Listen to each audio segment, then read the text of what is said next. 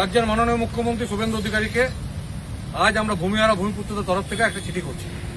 মাননীয় মুখ্যমন্ত্রীর কাছে আমরা জানতে চাইছি যে যবে থেকে রাজ্যে পরিবর্তন হয়েছে, ডিএসপি অ্যালস্টিলে যে ভূমিহারা ভূমিপুত্ররা কাজ করে তাদের গেট পাস কেন কেড়ে নেওয়া হচ্ছে? মাননীয় মুখ্যমন্ত্রী তাদের গেট পাস কেন রিনিউ করা হচ্ছে না? তারা হয়তো তৃণমূলের ঝান্ডা ধরেছে, তৃণমূলের মিটিং মিছিলে গেছে, কিন্তু তারা তৃণমূলের কোন নেতা নয়। তারা সাধারণ মানুষ যারা নিজের কাজটা বাঁচাবার জন্য পেটের জ্বালাতে তৃণমূলের মিটিং মিছিলে গেছে।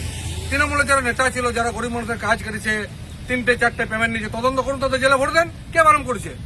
ঋতব্রত বন্দ্যোপাধ্যায়, যিনি তৎকালীন তৃণমূলের রাজ্য সভাপতি ছিল আইএনটিটিসির, তার বিরুদ্ধে তদন্ত করুন, ঘাটটা ধরে জেলে ভরে দেন।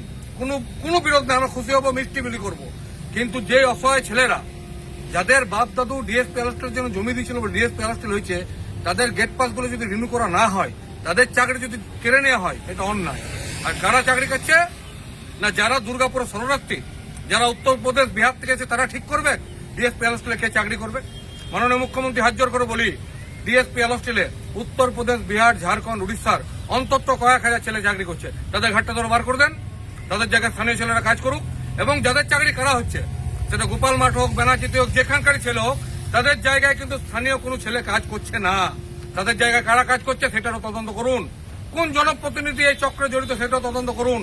কেন স্থানীয় ছেলেদের কাজ চাকরি করা হবে? মাননীয় মুখ্যমন্ত্রী, আপনার কাছে জবাব দিতে চাইছি।